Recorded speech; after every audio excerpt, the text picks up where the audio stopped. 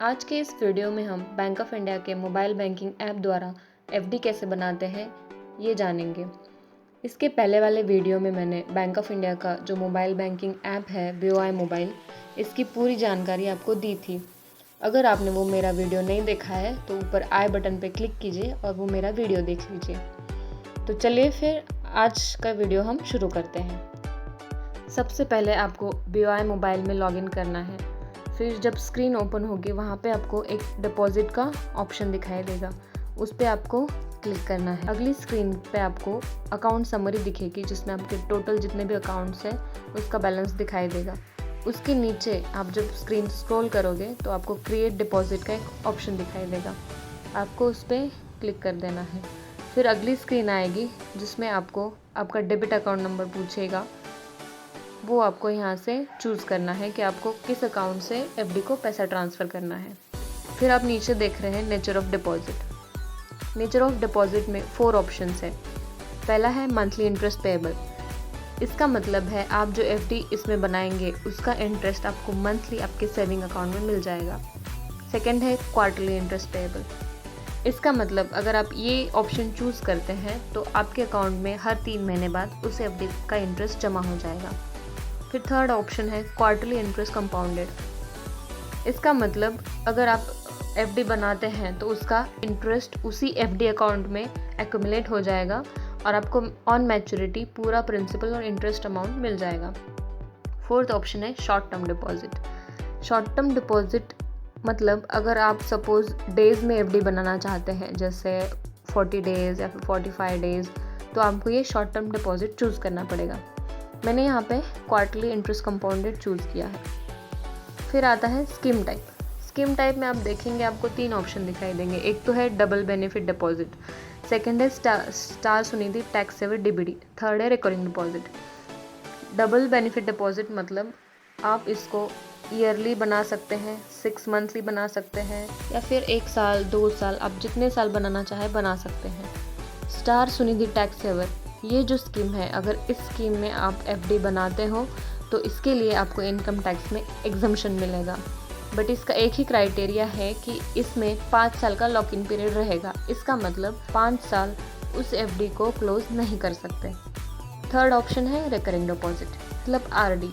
जैसे आपने कोई एक अमाउंट चुन लिया, जैसे 1000 2000, और आप चाहते हैं कि हर महीने आपके अकाउंट से उतनी अमाउंट कट होके आपके RD में जमा हो, तो उसके लिए आपको ये चूज़ कर लेना है।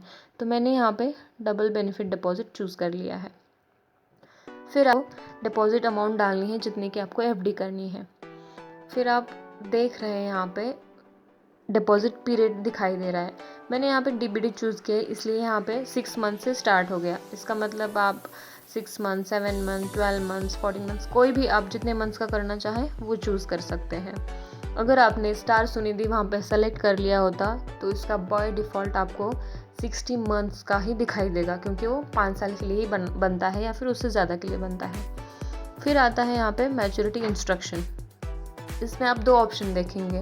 पहला auto renewable principal and repay interest. इसका मतलब है आपने अगर जिस अमाउंट की एफडी बनाई है उस एफडी का अगर पीरियड ख़त्म होता है तो इंटरेस्ट आपके सेविंग अकाउंट में जमा हो और जो प्रिंसिपल आपने जिस अमाउंट की एफडी बनाई है वो ऑटोमेटिकली रिन्यू हो जाए सेम पीरियड के लिए जितना आपने पहले बनाया था। तो इसके लिए आपको ये चूज़ करना पड़ेगा। सेकेंड ऑप्शन है रीपे प्रिंसिपल एंड इंटरेस्ट। इसका मतलब है ऑन मैच्योरिटी आपको ये एफडी क्लोज करके आपके सेविंग अकाउंट में जमा करनी है, तो आप ये ऑप्शन चूज़ कर सकते हैं। फिर यहाँ पे आप देख रहे हैं रेट ऑफ इंटरेस्ट। अगर आप चेक पे क्लिक करेंगे तो उस समय का उस पीरियड के हिसाब से जितना रेट ऑफ इंटरेस्ट आपको मिलता है वो यहाँ पे ऑटोमेटिकली आ जाएगा। फिर नीचे है नॉमिनी रिक्वायर्ड। यहाँ पे येस और नो है। आप एफडी बना रहे हो तो उसके लिए आपको अगर नॉमिनेशन रजिस्टर करना है तो आपको येस करना पड़ेगा, अगर नहीं करना है तो आप नो भी कर सकते हैं। तो मैंने यहाँ पे येस किया है। फिर प्रोसीड कर देना है।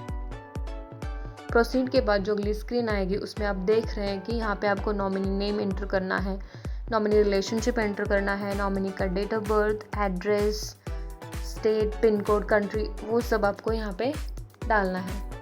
फिर अगली स्क्रीन आएगी डेट ऑफ बर्थ के।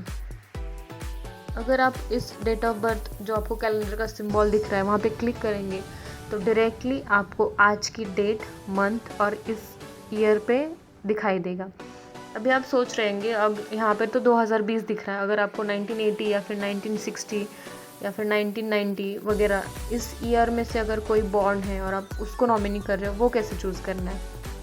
तो यहाँ पे आप ऊपर डेट की ऊपर आप जहाँ पे ईयर लिखा है उस पर आपको क्लिक कर देना है। तो यहाँ पे पूरे साल आ जाएंगे कि आपको कौन से साल में वो जो नॉमिनी है बॉर्न हुआ है, वो यहाँ से आप डायरेक्टली चूज़ कर सकते हैं। फिर आपको यहाँ से जो एरो दिख रहा है वहाँ से उस मंथ को चुनना है जिस मंथ में वो नॉमिनी बॉर्न है, और उस मंथ में जाके डेट को सेलेक्ट कर देना है और ओके कर देना है। फिर आपको नॉमिनी एड्रेस वो सब डालना है, फिर आपको प्रोसीड कर देना है। बाद जो स्क्रीन आएगी उसमें आपने जो जो अभी डाटा एंट्री किया है वो सब दिखाई देगा। वो एक बार आपको चेक कर लेना है कि आपने सही से डाला है या नहीं। फिर टर्म्स एंड कंडीशंस अप्लाई, उस पर आपको क्लिक कर देना है और फिर प्रोसीड कर देना है। Transaction password for authenticating transaction dialog box दिखाई देगा, उसमें आपको ट्रांजैक्शन पासवर्ड डाल के ओके कर देना है। इससे आपकी एक नया एफडी अकाउंट बन जाएगा और आपको एक मैसेज भी आएगा कि आपने एक नया एफडी ओपन किया है और उसका एक नंबर भी आपको मिल जाएगा। इस तरह से आप ऑनलाइन बिना बैंक जाए एफडी बना भी सकते हैं और क्लोज भी कर सकते हैं। ऐसे ही यूज़फुल इन्फॉर्मेशन के लिए मेरे चैनल को लाइक, शेयर और सब्सक्राइब कीजिए।